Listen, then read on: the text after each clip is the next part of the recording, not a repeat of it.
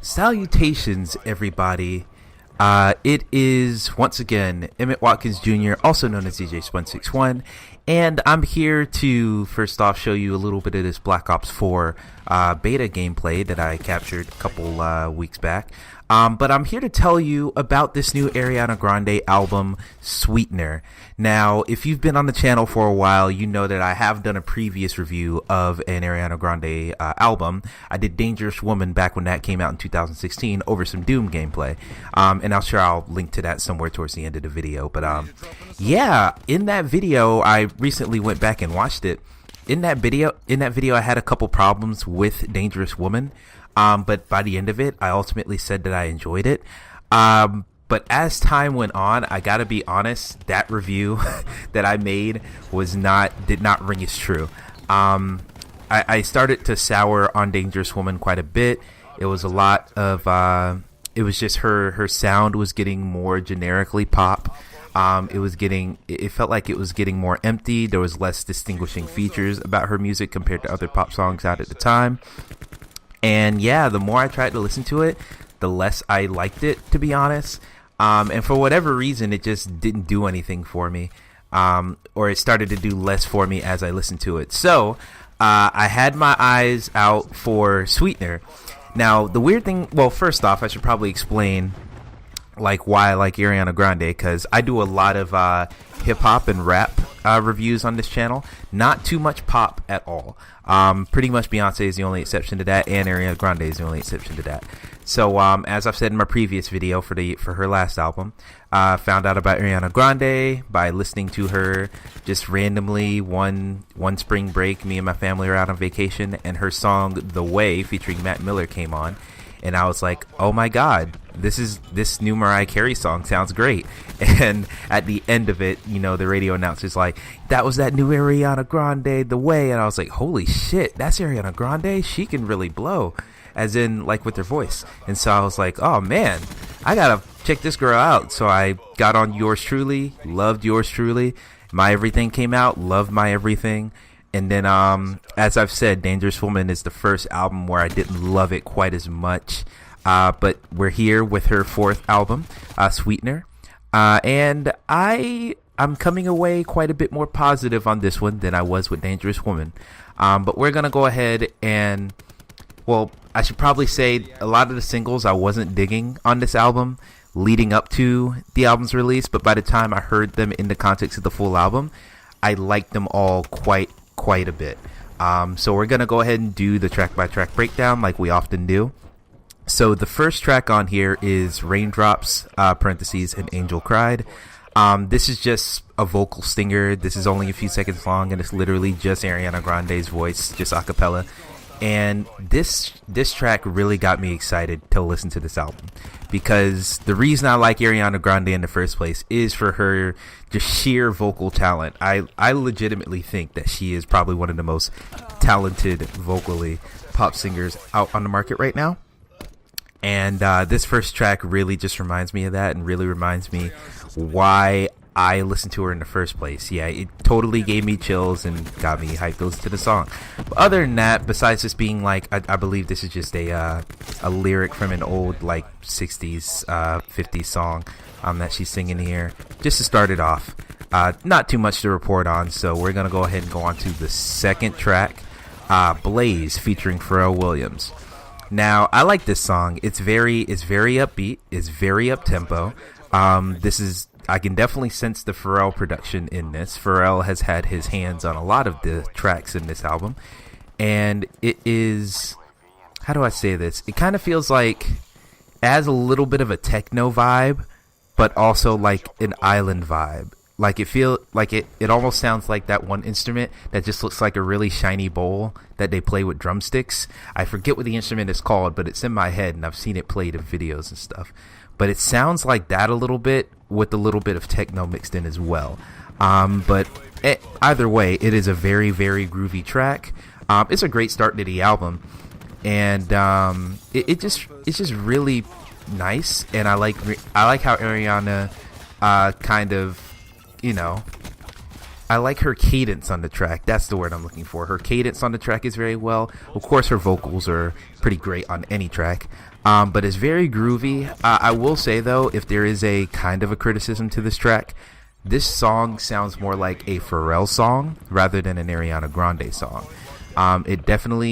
It has that groove to it. It kind of reminds me of Pharrell's song Happy, that big hit that came with Despicable Me. I feel like the production on this is so quintessentially Pharrell that it kind of feels like more his song than her song, and it's on her album. Not really like a horrible thing. It's just something I kind of noticed. But overall, Blaze, dope song. I like it. It's very good. And then we come to The Light Is Coming featuring Nicki Minaj. That song it's very unconventional in how its instrumental is laid out and its placement of the rap verse. Well, we should probably just get to the rap verse since it starts the song. So Nicki Minaj on the song. I gotta be honest, Nicki feels out of place on this song. And it's not that I actually like I like her flow on the beat. I think the beat matches well to have someone rap on it. But it just feels like Nicki's lyrics are, they sound like they were just lyrics cut from Queen and then copy pasted over onto this song. The lyrics don't feel like they are matching at all with the message of the song. The message, of course, being, it's called The Light Is Coming. And the chorus goes, the light is coming to take back everything the darkness stole. And I had to actually look this up because the meaning of the song is not made that apparent. But it's talking about, the positivity coming out to wipe out the negativity. And it's a good message, even though it's not overt. Nicki's lyrics just don't talk about that at all. It's not about that at all. She's just, bossing herself up a little bit, shouting out her lead single of her album and talking about side guys and stuff. I mean, I know that's Nicki's lane. She raps about that stuff all the time, but, it just felt like she wasn't sticking to the message of the song. And it was kind of, the more I hear her rap track, as okay as it sounds on the beat, it kind of throws me off because she's not talking about the same thing as Ariana is. But overall, I do like the minimalist beat. I like the very bare bones, not only rapping section, but also the chorus. The beat gets very bare bones, and then it gets more complex as we go into the verses. It's very trippy. It's very trance-like. It almost reminds me of, now I don't watch too much of her content or listen to too much of her music. There's this one YouTuber called Poppy, and it has that vibe to me. It's very odd, trance-like, but also kind of cute sounding. It's very, I don't know, it's a very strange sound, but I dig it. And this is actually one of the singles that she released before the album came out. I was not digging it at first, but I came around to it and I actually dig the song quite a bit. And then that takes us on to REM, the next track. Now this track kind of feels, I can sense the trap influence in this one. This feels like another Pharrell produced track because he's all about the trap nowadays. But yeah, it's still a pretty enjoyable song. It's more lyrically dense than I feel like the other songs are. Her verses, have quite a bit more words in them. It's not just, 4 bars of words and then here's the pre-chorus and then there's the chorus. She's actually saying a couple things here. So I like that fact. There's a very dreamlike quality in this song, with it being called REM, kind of a reference to, REM sleep. I can very much sense just not even her very dreamy background vocals on this song help that, but the instrumental itself, it has that faint, it has a starry quality, a very bubblegum pop. I mean, I wrote down here in my notes that I could imagine the Sugar Plum Fairies marching to this beat. It has that I guess if you think the Nutcracker and you think of that dun dun dun dun dun dun, it kind of has that vibe to it a little bit. It's very pleasant to hear, and with Ariana Grande's angelic voice over it, it's just very it just makes you feel good. Just hearing this beat and hearing her sing over it, it just has a very nice calming quality. And as I said, dreamlike. I feel like I've said dreamlike like 5 times talking about this song, but it's very good. And I like how she talks about love in this song. She's talking about love in the context of, it's pure bliss. It's, she feels like she's in a dream. I always prefer this way of talking about love because, a lot of these, not just pop songs, but R&B songs and definitely rap songs, they tend to talk about love from the sheerly physical standpoint. And it's all about, sex and everything. And even though in REM, Ariana Grande is, she literally has one line where she's like, I like the way you eat it, but it's very subtle. It's not the point of the song. I always gravitate to that more just because that's more of what I can relate to. So, I like that aspect as well. And, REM, very solid track. Very, very, very dreamlike track. And so on to the next song, God is a Woman. Now, this song took me a while to warm up to, because this is another single that she released earlier. Now, with a title like that, God is a Woman, I was expecting this to be like a feminist anthem. I was expecting this to like go ham on that idea, on that concept. Ultimately, that is not what the actual song is about. I mean, really, this is really just a metaphor for, how good she is at sex. I mean, literally, I think the chorus literally goes something along the lines of, and well, it lingers when we're done, and you'll believe God is a woman, like when we're done going at it, which is fine. It's not that. It's that I thought this song was gonna go a little bit more direct with its kind of feminist undertones, but ultimately, I've heard this song a dozen times now, and the chorus alone, God is a woman, like just saying that repeatedly kind of has that effect anyway. So I'm not too salty on that. It did I was hung up on it for a while, but ultimately I'm like, nah, I'm just going to enjoy the song. And plus the messages that I assumed would be in it still feel like they're in it. So, no harm there. But ultimately I do like the song. Let me see. What did I write? It kind of feels like, so there's 2 different instrumentals on here. There's an instrumental that they use when the chorus is ringing, and they use a different instrumental, or at least a modified version of the same instrumental on the verses. Now, when the verses kick in, it sounds like fast-paced nightlife, middle of the city, going fast type beat. That's the vibe I get from that instrumental. But when it goes to the chorus, it goes into like this guitar. It sounds like you're just relaxing on the beach as the waves come by. And I like that back and forth. I like that contrast throughout the song. And these beat switches keep things fresh and everything. And then, I don't know. And yeah, I'm trying to think of, I know what, there was one more thing I want to talk about. The excellent vocals on this song. The vocals are good throughout because, of course, Ariana Grande, brilliant vocalist. But at the final stretch of this song where it's literally just a cappella, her in the background singing God is a woman, and then her finishing out the lyrics over that, it is so angelic. It feels amazing to hear. That is probably one of my favorite parts of this whole album. Just whenever Ariana Grande just gets to use nothing but her vocal talent, or just primarily her vocal talent, it is so satisfying. And so, yeah, God is a Woman, very, very good track. Took me a while to warm up to it, but I dig it. I dig it heavily. And then the next track we have is Sweetener. Now, this song sounds a lot like the song Nice off of, Beyonce and Jay-Z's album, Everything is Love. I did a review for that song as well, or for that album as well, so you can go back and watch that if you like. But yeah, the aspect that I feel is so similar, the chorus has that thumping, that boom, boom, boom, boom, boom, boom, boom. It just has that head bobbing, thumping bass to it. And then alongside that, heavy ad-libs on this whole entire track. And I know those ad-libs are thanks to Pharrell.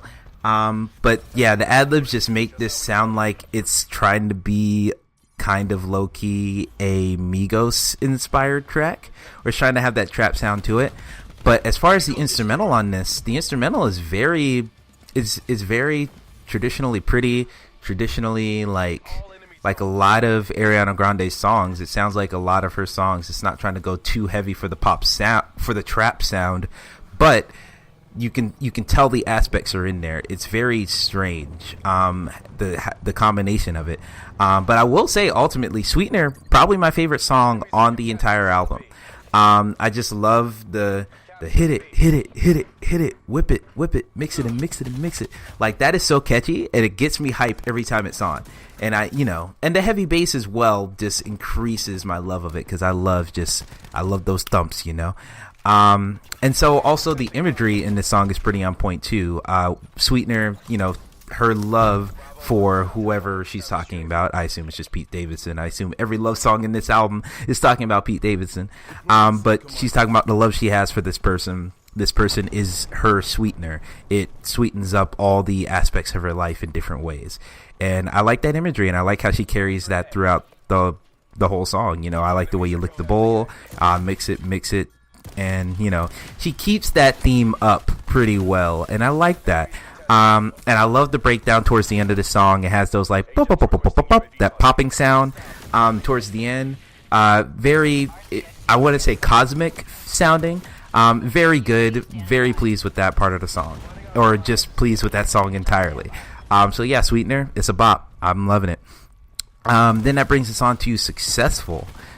Successful, when I initially heard it, it gave me some vibes of like Justin Timberlake, specifically Future Sex Love Sounds Justin Timberlake. It has that, like, I don't know, almost blurred lines thing. I know that's not Justin Timberlake, but it has that blurred lines vibe, which is, another Pharrell produced song. And it kind of reminds me of I don't have a specific song from Future Sex Love Sounds that this sounds like, but like it just has that vibe to me, and it also sounds very, very tropical. I might be thinking of My Love. That might be the song I'm thinking of from Justin Timberlake. Anywho, it has a very tropical sound. That sound that I was trying to distinguish for Blazed, like, that sound with that certain instrument that looks like a bowl with the drumsticks. That, I think they actually just straight up used that exact sound that I was thinking of in Successful. You hear it very much. You hear it a lot throughout that song. And I even think the song is very, how do I say this? Well, you know what? I'll just say this.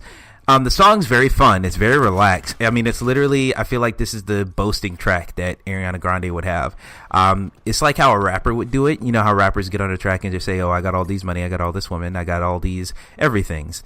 Ariana Grande will get on a track, and instead of saying all that with the material item, she'll just say, I'm so successful, I'm so young, and, and she's having so much fun. It's a very fun track. It just feels very like, head in the clouds, I'm having a good time track. And it's very pleasant. And the breakdown towards the end of some of the verses is fairly present as well. But ultimately, this song's very middle of the road for me. It's not like a super low-key track like some of the tracks we're going to run into in a little bit. And it's not super high-key like some of these other tracks. Like God as a Woman, very like grand track. But Successful, very low-key track, very chill vibe to it. Ultimately, I dig Successful. It's a good-ass track. And then we have Every Time. Now, Every Time is one of the few tracks on this album that is not produced by Pharrell. So, with that being the case, this has quite a bit more traditional pop feel. And it's kind of reminiscent to the My Everything era of Ariana Grande. It's a great vocal performance by Ariana Grande. And it has a good like bounce to it as well. I like some of the sound effects they use in this song. But ultimately, Every Time feels like something she probably would have made in like 2014. And not in a bad way. I loved a lot of her music back then as well. I'm going to like it now too. But ultimately, it's a good song. I would say this is like in the middle of favorite tracks. It's not my most favorite track, and I don't hate it even in the slightest bit. But Every Time it's a good track. Probably wouldn't skip it if it came on. I would not skip it. But yeah, Every Time, good track. Just I feel like there's just not too much to say about it. There is something related though. I would say for the lyrics in it, coming back to you every time. I have a theory that might be kind of related to Pete Davidson as well, because Ariana Grande's gone through a handful of men over the couple years we've seen her date people. So I feel like Pete might have been the friend on the side for the longest time, just the guy who oh, he's funny, keep him around, blah blah blah blah blah blah. And then it probably took Ariana Grande a couple years to realize that he's actually the one for her. I feel like that could be the case. I don't know. Maybe I'm just conspiracy theorying, but I just like that. I like the song. It's a good feel good song. Anyway, we're gonna go and switch on to Breathin'. Once again, I feel like is another track not produced by Pharrell, because it has that sound similar to, actually specifically this song reminds me of Break Free by Ariana Grande on my Everything album. Yeah, very much so reminds me of that song. I will say on this song, on Breathin', the chorus is a bit too repetitive. The first couple times I heard it, I was like, okay, breathe in and breathe in and breathe in and breathe in. And I'm like, all right, I know you're breathing. It just started to grate on me a little bit. But I think the instrumental has some really good progression in it. It starts off pretty low key, and then by the end of the song and by the end of some of the verses, it picks up and it is going full sprint ahead. And I really like that about it. And solid message as well. It's a song about just keep on keeping on. And I like that message, and I like how Ariana Grande is trying to say a little bit more in her songs, or a little bit. When I say a little bit more, not saying her songs have always been just empty of any important content. It's more she's talking about other things, because a lot of her songs are about love and pretty much just that. So it's nice to see her talking about something like this. It's very cool to see her switch up just a little bit. And so yeah, Breathin', good track. Kind of middle of the road for me, similar to Every Time. But I really like the track, so good on you. Next track, No Tears Left to Cry. Now, this is the first single she released, and I don't know what it was. I was not digging this song at all when it first came out. I wasn't fucking with it at all. But listening to it repeatedly now, this might be one of my favorite tracks on the album. And I don't know if it's just a mood thing. Maybe I wasn't in the mood when I first heard this a couple months ago, but yeah, man, I really did this song. So first off, the beat is very glitzy. It's very this beat makes me want to walk down a runway and strike a pose or something. I want to Vogue when I hear this song. It's just a very it makes you want to wiggle your shoulders and shit. So it's a great beat. First off, it's a very fun beat, and the vocals in the foreground and the background from Ariana Grande are on point here. And I love when she uses the background vocals as well, because she does this thing that I love from her, and I don't think many other singers can do this. Her voice just sounds so distinct, so elegant. She uses it kind of like an instrument at times, and so she'll have her voice in the background to provide that sound to the song, rather than just her providing the words with her voice. It's a great sensation, and it goes very well on this track, so I love that. And it's just a very good summer song. I can't tell you a song that sounds like this song. The beat on this one is very distinctive, so it has a really good distinct sound, which is something I love, especially in pop music. And yeah, it's a good song, great song even. No Tears Left to Cry, one of my favorite songs on the album. So yeah, good up to Ariana Grande. Sorry it took me so long to come around on it, but it's a dope song. And then we have the next song, Borderline. Now, first off, I'll say Borderline does feature Missy Elliott. Her verse on this is so tragically short. And of course, she's, spouting out some ad-libs throughout the track. But when she actually gets on the mic, she has, maybe 8 bars? It's very sad. Ariana Grande deserves, or Missy Elliott deserves more than that. I mean, she is a legend, and she's been trying to come back for a while now. And it seems like, in tandem with Pharrell, she's trying to come back, because, Pharrell was featured on her first single when she came back. And I feel like I always see her on Pharrell-produced tracks. Borderline, right here, being produced by Pharrell, very clearly. And speaking of the Pharrell production, I feel this song reminds me a lot of a Schoolboy Q song. by the name of Los Awesome on his Oxymoron album in 2014. Oh, excuse me. Yeah, it reminds me of Los Awesome because Los Awesome had a lot going on in that beat. This one has a lot going on as well, but I feel like a lot of it is just in the background. Like, I don't feel like Borderline has a lot of shit going on, but it feels like a party, but it feels like you went into the corner of a party and like tried to have a conversation with somebody while the party's going on, like in the background. That's what Borderline sounds like. It's kind of weird having like all this chaos. It feels like you're supposed to be hype, but because it's like so toned down, it doesn't get you hype. Because that's the main difference between this song and Los Awesome. Los Awesome feels like it has a lot around, like a lot of shit going on in the beat, but it feels like you're in the middle of it, and so you just want to go like crazy. Borderline, not quite that song. But ultimately, Borderline's an okay song. This is going to be in the bottom half of songs that I liked on this album. Mainly because I would have liked it if the beat was a little bit more in your face with its chaos. That I would have preferred that greatly. And yeah, I think that's the biggest thing. And Missy Elliott should have had more to do on the song in general. So that's going to take us to the next track, Better Off. We're getting towards the end here. Better Off. This is probably one of the more low-key tracks on here. It's very somber, very dreary. You can feel the sadness in Ariana Grande's vocal performance here. She's of course talking about, I'd be better off without you, like talking to some boy, couldn't tell you who it is. And yeah, you can just feel the sadness in this entire song. Even when the beat picks up, you still feel the sadness. It is like very, like, it's not like depressing, it's just like, aw, she really wants to be with this guy, but she knows that she shouldn't be. So it's like a breakup song. And I think that's the thing that's a little bit off-putting about this song. So much of this album is like joyous emotions, grand songs, happy, fun, islandy beats. Better Off is like a breakup song right smack dab in the middle of all of that. And so it kind of feels out of place, but ultimately I know if you want to have some like emotional range on an album like this, you need to have some emotional range. So I think a song like this is necessary for the album. We need something, a little bit more low-key, and Better Off is a good song to be that.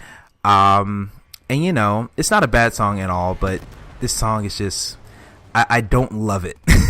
Probably because I'm not in like a breakup song mood. And a lot of this album appeals to me because I was just in the mood for, something fun, something poppy, something upbeat. Better Off is the complete opposite of that. And I'm sure I'll be in the mood for it one day. But ultimately, Better Off, just not digging it too much. I appreciate its existence on the album, but it's just not something I love. And then we have Good Night and Go. This song sounds like it's more inspired by Dangerous Woman. And we've already talked about on this video how much I didn't love Dangerous Woman. So I feel like, this song I'm not going to like as much. This is probably my least favorite song if I'm, being honest. I didn't quite like it as much. The content of this track seems to contradict the track right before it. Good Night and Go is kind of like, she's like talking to an old friend or something, or an old ex or something like that. And she's, digging it so much, but she knows she shouldn't be with him. So she's like, just say goodnight and leave. Like, don't try and stay the night at my house or whatever. That feels like what the storyline of this song is, but it feels like it's contradicting Better Off. Unless Better Off, because when I listen to Better Off, I always got the feeling that, I'm better off without you, so we're breaking up, and that's it. Unless Better Off is actually more of I'm realizing that you're bad for me, and now I'm sad, but I haven't done anything about it yet. Unless the song is about that, then this is like a contradiction. Good Night and Go seems like, you're breaking things off, but you broke things off in Better Off. It just feels like a weird contradiction to me, or at least saying the same thing back and forth. But other than that, the chorus gets a little dubsteppy, and this brings back to a little bit of the elements that makes me think it's Dangerous Woman-ish. The chorus gets a little dubsteppy, and that's really strange for a track so somber like this. It is a very it's a not very slow song, but it's a more somber track. So when it gets dubsteppy towards the chorus, I'm a little thrown off by that. And ultimately, I love her vocal work on this song, but it ultimately doesn't save it too much for me. Goodnight and Go is not my favorite track on here. Once again, not the worst track of all time, but if you're talking about an album full of songs that I really, really dig almost all around, this is the one I don't. So, we'll just drop that one and move on to another track, Pete Davidson. Now, first off, it's a damn shame that this song is only like, a minute and 20 seconds long. It's not even a song. It's more of an interlude. I know she's talking about her love for Pete Davidson. And you my soulmate and all that, some lyrics like that from her. And it's very sweet to hear, get a little ode to her fiance and Pete Davidson. But man, the beginning of the song starts off so epically, and you can see where the pre-chorus starts and like how grand of a song this potentially could have been. But it's turned off before you even get a chance to like think about the possibilities. So I really wish this was a full song. It makes me upset that it's not a full song, but it's nice to see her giving a little ode to her fiance. And I do want to take this time to say shout out to Pete Davidson, bro, because when I saw that they were together for the first time, like weeks or months ago, I was like low-key wildin', because like Pete Davidson reminds me, wow, that's gonna sound very like pretentious or just full of myself if I say that. I was about to say Pete Davidson reminds me of me, but like Pete Davidson, he doesn't paint me as a pretty boy. He doesn't paint me as someone who thinks that his physical appearance is his best aspect, and I relate to that heavily. And so it was very nice to see him, be able to pull somebody like Ariana Grande, knowing that 90% of why he could do that is because he's funny. And as a dude, as me being someone who's like halfway attractive but can tell a decent joke, it gave me a little bit more confidence. Or maybe not confidence, it just made me less depressed about my future in the realm of relationships. So shout out to Pete, man, giving us ugly boos hope. So yeah, it was really cool to see that, and it's cool she likes him quite a bit to just straight up name a song after him. She hasn't done this for any of her previous dates or boyfriends or anything. So yeah, shout out to those two. Hope that relationship stays solid. And finally, we get to the final track of the album with Get Well Soon. This song is probably the reason why this song brought up the entire album for me. This is one of my favorite songs on the album. It's so low key, but it just gives me everything I wanted from Ariana Grande. So first off, I love the minimal instrumental on here. You got some heavy vocal harmonies, and it gives me the doo-wop vibes that Yours Truly, her debut studio album, gave me so much of. I loved Yours Truly so much because it had that doo-wop, it had that vocal harmonies in the background of so many songs. This brings that back, and it is just so like it just warms my soul just hearing her voice as used as a instrument in the instrumental. That is like my favorite shit in the world, and this song just gives me so much more of that. I love it. And also the subject matter is pretty great. It's talking about mental health, and I actually watched an interview or so. The content of the song is inspired by, there was a couple month gap where she felt like she was floating out of her body. She felt like she was going too fast, and she had to calm down and reevaluate her mental health and everything. And so the song is about mental health. And I really like the message of the song, and even the lyrics feels like she's like hype. It's like a pep talk almost. It feels like she's hyping you up. It feels like she's hyping you up to like make good choices, to watch your mental health, to monitor your mental health, and she's just trying to get you ready for the day. It feels like that type of a song, and just the way the beat doesn't intensify at all.